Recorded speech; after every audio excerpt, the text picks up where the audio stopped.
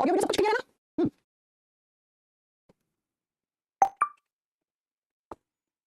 Yes, चलो फिर start करते हैं आज की क्लास।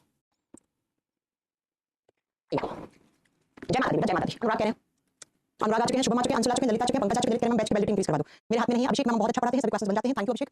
Mohammad good afternoon. ठीक है, ओके चलो स्टार्ट करते हैं आज की क्लास। आज हमें क्या चैप्टर पढ़ना है? आज हमारा चैप्टर जो है वो स्टार्ट हो रहा है पॉलीमर। बहुत ध्यान से समझना, थोड़ा सा टफ चैप्टर लगेगा आपको। ऐसा कुछ भी नहीं है कि आपको समझ में नहीं आएगा। 8-10 पॉलीमर के नाम याद करने हैं, उनकी मोनोमर यूनिट याद करनी है और 8-10 ही आपको एग्जांपल याद करने हैं बेटा। ठीक है, थोड़ी वाला चैप्टर है, इसलिए मैं इसकी स्लाइड्स बना के ले आई हूं कि ज्यादा आपको 1 घंटे में से खत्म कर ले, हम 2 दिन इसको एक्सटेंड ना करें। ठीक है बच्चा, चलो इसलिए देखो, आपने सुना होगा हम डेली लाइफ में भी बहुत सारे पॉलीमर्स यूज करते हैं। पॉलीमर को हिंदी में हम बहुलक कहते हैं, बहुलक। सबसे पहले पॉलीमर होता क्या है वो सुनो। पॉली का मतलब क्या होता है? बहुत ज्यादा। मर का मतलब होता है यूनिट्स। जब बहुत सारी यूनिट बार-बार, बहुत सारी इकाइयां बार-बार रिपीट होती हैं, बहुत सारी इकाइयां जब बार-बार रिपीट होकर कोई भी एक ऐसा मॉलिक्यूल बना रही है बड़ा सा, उसी को आप पॉलीमर कहते हैं। जैसे एग्जांपल समझो, आपके पास बहुत सारे मोतियों की माला है ना, बहुत सारे मोती हैं, उन मोतियों को आपने पिरो के एक माला बना दी। तो ये पूरी जो माला है ना बच्चा, इसको आप पॉलीमर कहोगे। ये पूरी माला जो है ना, ये क्या कहलाएगी? ये पॉलीमर कहलाएगी, ये बहुलक कहलाएगी। लेकिन अगर इस माला का एक मोती आप निकाल दो, इस सेपरेट एक मोती को, इस मोती को हम क्या बोलेंगे? इसको बोलेंगे 1 लाख इकाई, मोनोमर। मोनोमर को हिंदी में कहते हैं 1 लाख। तो बच्चा वो सबसे छोटी यूनिट जिससे कोई भी पॉलीमर बनता है, उसको हम मोनोमर कहते हैं। तो ये जो माला है, इसके अंदर n मोनोमर यूनिट जुड़ी होंगी, यानी बहुत सारे मोतियों से जुड़कर n नंबर में आप काउंट नहीं कर सकते, 100 200 कितने भी हो सकते हैं। तो जिन छोटे-छोटे मॉलिक्यूल से ये माला बनी, उसी को मोनोमर कहते हैं। तो पॉलीमर होता क्या है? जरा सुनो, the polymer literally means many units, बहुत सारी इकाइयां जब आपस में जुड़ जाती हैं, और ये जो इकाइयां जुड़ती हैं उनको हम मोनोमर कहते हैं, उनको हम 1 लाख इकाई कहते हैं। तो बहुत सारे मोनोमर्स के आपस में जुड़ने से, और किससे जुड़ते हैं मोनोमर्स? कोवेलेंट बॉन्ड से जुड़ते हैं। जब कोई मॉलिक्यूल मोनोमर यूनिट के कोवेलेंट बॉन्ड से जुड़कर एक बड़ा सा मॉलिक्यूल बनाते हैं, उसे पॉलीमर, उसको बहुलक कहते हैं। जैसे मैं आपको एक एग्जांपल दे रही हूं बच्चा, पॉलीथीन एक बहुलक होता है। आप पॉलीथीन जो यूज करते हैं ना बच्चा, ये एक बहुलक होता है। किसका होता है? पॉली शब्द का मतलब ज्यादा होता है, इथीन आप जानते हो क्या होता है केमिस्ट्री में। तो जब आपने इथीन के n मॉलिक्यूल्स को क्या किया? पहले आपने उसको हाई टेंपरेचर दे दिया। हाई टेंपरेचर का मतलब होता है उच्च तापमान। जैसे आपने हाई टेंपरेचर पर इथीन को रखा, तो इथीन के मॉलिक्यूल सेपरेट होने लगे, अलग-अलग होने लगे। अब आपने इसको हाई प्रेशर दे दिया, और हाई प्रेशर क्यों दिया? इसको सॉलिड बनाने के लिए। और हाई प्रेशर का मतलब उच्च दाब दे दिया, ये ठोस बन गया। तो ये जो इथेन के n मॉलिक्यूल थे, पहले ये मॉलिक्यूल अलग-अलग हुए, फिर ये कोवेलेंट बॉन्ड से जुड़ गए आपस में जुड़कर, और इसके जुड़ने से आपको जो यहां से बहुलक मिला है, उसी को पॉलीथीन कहते हैं, उसी को पॉलीथीन कहते हैं। तो अगर मैं आपसे पूछूं पॉलीथीन का 1 लाख इकाई क्या है, तो पॉलीथीन किससे बना है? इथेन से बना है। तो ethane is the monomer unit of polythene. बस यही आपको एग्जाम में याद रखना है।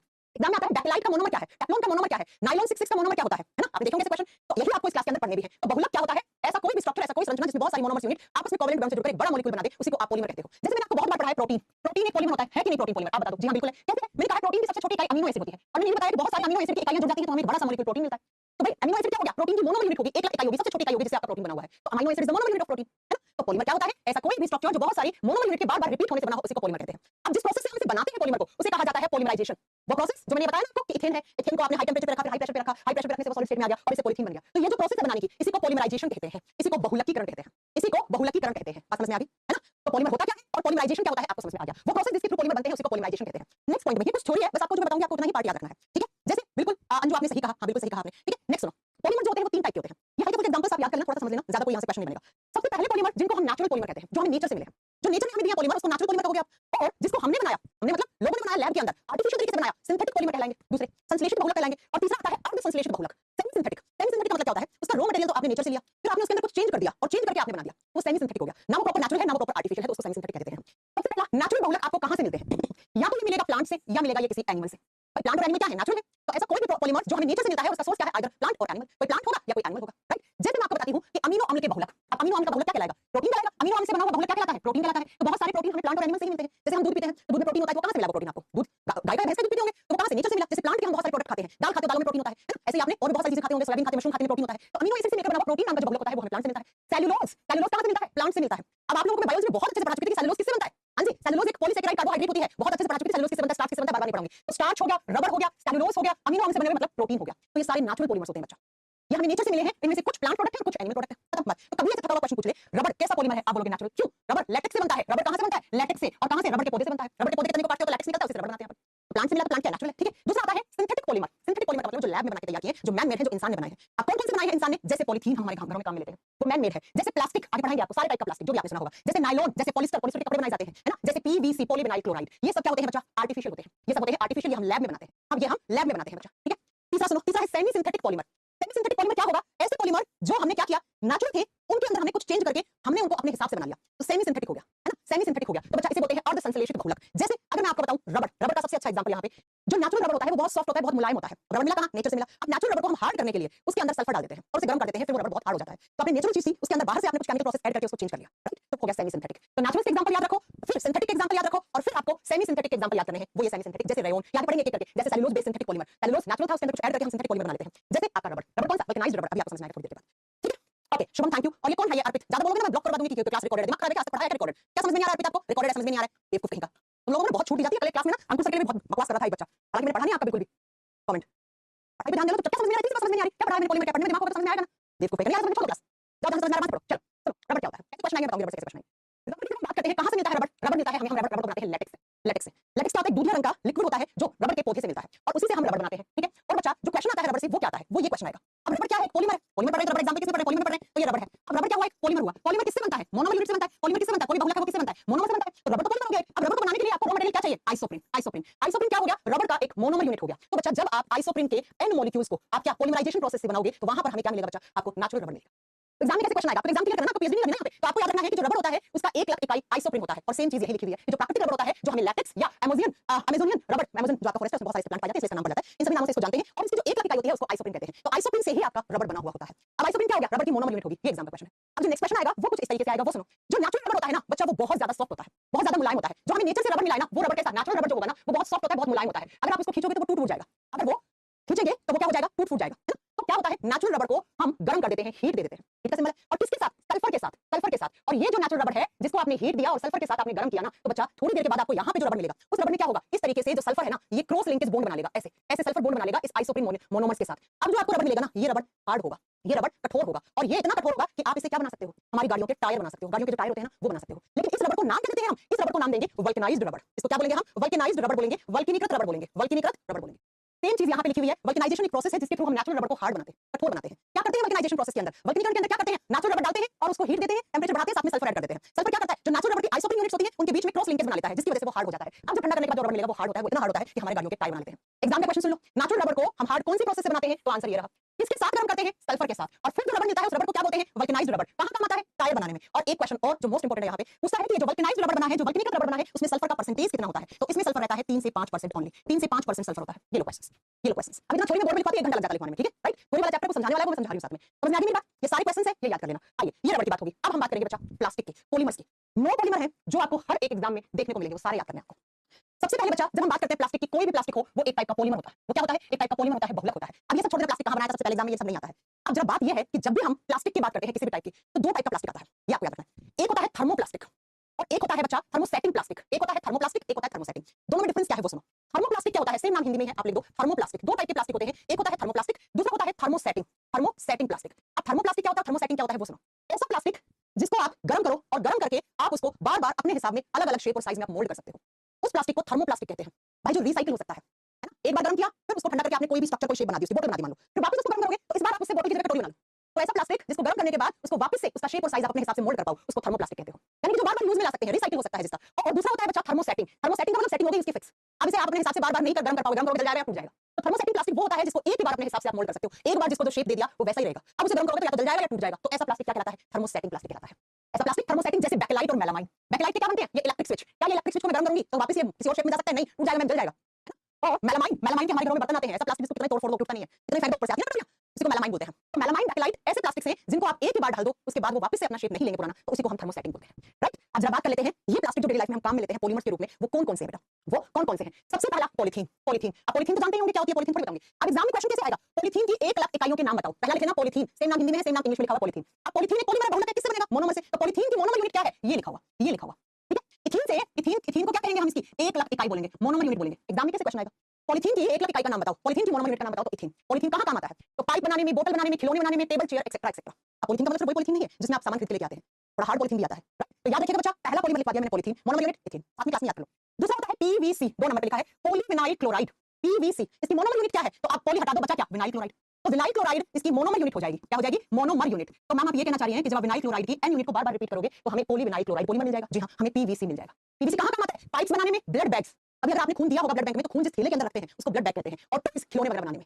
पॉलीविनाइल क्लोराइड जिसको पीवीसी कहते हैं और साथ में आपको बता दूं हमारे घरों में जो टूथब्रश आते हैं ना ब्रश तो देखे होंगे ना ब्रश के ऊपर क्या ऐसे क्या लगे होते हैं दाने से लगे होते हैं वो भी इसी से बनते हैं पीवीसी से 2 हो गए तीसरा है पॉलीस्टाइरीन किसका होगा पॉलीमराइजेशन पॉली हटा दो क्या बचा स्टाइरीन तो पॉलीस्टाइरीन की मोनोमर यूनिट क्या होगी बच्चों इसकी 1 लाख इकाई क्या होगी स्टाइरीन होगी आपसे पूछेगा कि पॉलीस्टाइरीन की मोनोमर यूनिट का नाम बताओ तो आप क्या बताओगे बच्चा पॉलीस्टाइरीन की मोनोमर यूनिट स्टाइरीन काम कहां आता है फूड कंटेनर्स बनाने में रेडियो बनाने में टीवी का कैबिनेट होता है ना वो बनाने में और एक और लिखना साथ में कॉम्स बनाने में कॉम का मतलब कंगा इसी का बनता है कंगा किसका बनता है पॉलीस्टाइरीन का बनता है ओके बात चलो नेक्स्ट हां पीवीसी पाइप भी तो होते हैं अंजू कह रही है तो पाइप लिख दिया पीवीसी पाइप तो लिखा हुआ और लिखा हुआ है ना और क्या लिखा हुआ नेक्स्ट है एक्रिलेट हिंदी में एक्रिलाइट लिखा जाएगा इंग्लिश में एक्रिलेट बोलते हैं ये 4 नंबर पे है एक्रिलेट किसका पॉलीमराइजेशन यानी कि किसका पॉलीमर होता है आप बताओगे बच्चा ये बनता है मिथाइल मिथाइलेट से हिंदी में भी लिख देती हूँ, सेम नाम है, ये बनता है मिथाइल मिथाइलेट से, मिथाइल मिथाइलेट से बनता है एक्रिलाइट, एक्रिलाइट। यूज कहाँ आता है? कॉन्टैक्ट लेंसेज बनाने में। कॉन्टैक्ट लेंसेज समझते हो? आंखों में कलरफुल लेंसेज लगाती हैं आजकल लड़कियां ना, उनको कॉन्टैक्ट लेंसेज बोलते हैं। मतलब ऐसे लेंसेज सुंदरता को दिखाने के लिए, आंखों के कलर को चेंज करने के लिए यूज करते हैं। कॉन्टैक्ट लेंसेज और ग्लास वगैरह बनाने में, ग्लास वगैरह बनाने में एक्रिलाइट। पांचवा होता है टेफ्लॉन, पांचवा होता है बच्चा टेफ्लॉन। यहाँ नीचे दिख नहीं रहा है, मैं स्लाइड लेके लिख के दिखा देती हूँ आपको। टेफ्लॉन कहाँ काम आता है? सबसे पहले देखो, नॉन स्टिक यूटेंसिल्स बनाने में टेफ्लॉन बहुत लिख लेना, टेट्राफ्लोरोइथाइलीन होता है इसका, यहाँ लिखो टेफ्लॉन।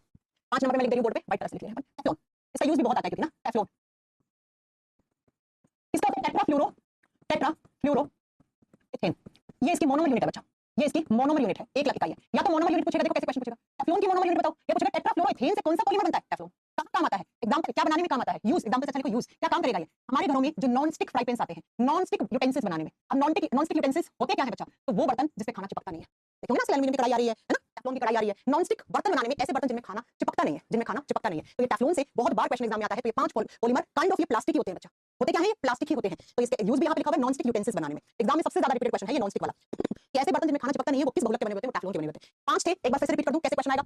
इथीन से कौन सा बहुलक बनता है, पॉलीथीन, ठीक है। विनाइल क्लोराइड से वीसी से कौन सा बनता है, पीवीसी, पॉलीविनाइल क्लोराइड। तीसरा स्टाइरीन से पॉलीस्टाइरीन, स्टाइरीन से पॉलीस्टाइरीन, क्या हमारे घरों में कंगे जो आते हैं उसी के बनते हैं। फोर्थ पे आपको याद रखना है एक्रिलाइट, एक्रिलाइट किसका, तो मिथाइल मिथाइलेट का होता है। और इसका यूज आप बताओगे कॉन्टैक्ट लेंसेज वगैरह बनाने में। सबसे ज्यादा मोस्ट इंपोर्टेंट ये कर लो, स्टार लगा लो इसको, 3 स्टार लगा लो इसको। नॉन स्टिक यूटेंसिल्स से बर्तन जिसके ऊपर खाना चिपकता नहीं है वो टेफ्लॉन से बना होता है। और टेफ्लॉन किसका, टेट्राफ्लोरोइथीन, टेट्राफ्लोरोइथाइलीन का क्या होता है, बहुलक होता है। तो ये 5 टाइप के प्लास्टिक थे जो हम डेली लाइफ में काम में ले रहे हैं। आप खुद सोच सकते हैं, पीवीसी के पाइप, पीवीसी की बोतल, पीवीसी के खिलौने, है ना, ये सब हम डेली लाइफ में काम में लेते हैं। बहुत सारे फूड कंटेनर्स बनते हैं पॉलीस्टाइरीन के, ऐसे ही कंगा हम डेली लाइफ में काम में लेते हैं। रेडियो हो गया, टीवी की यूनिट हो गई, कॉन्टैक्ट लेंसेज हो गए, और नॉन स्टिक बर्तन हो गए, ये सारे हम कहां काम में लेते हैं। ये 5 ऐसे प्लास्टिक थे जो हम डेली लाइफ में काम में ले रहे हैं। अब इसके अलावा जो 2-3 है वो और नोट कर लो आप, जैसे पेन एक्रिलोनाइट्राइट, जिसका लिखो 6 नंबर पे, 5 वो लिखने हैं आपको, नोट्स बनाने हैं आपको अच्छे से, कोई सॉल्यूशन नहीं इस चैप्टर का, अपने हाथ से नोट्स बनाने हैं, थ्योरी वाला चैप्टर है, कुछ कर ही नहीं सकते इसके लिए, ठीक है। चलो लिखो, फटाफट लिखो PAN।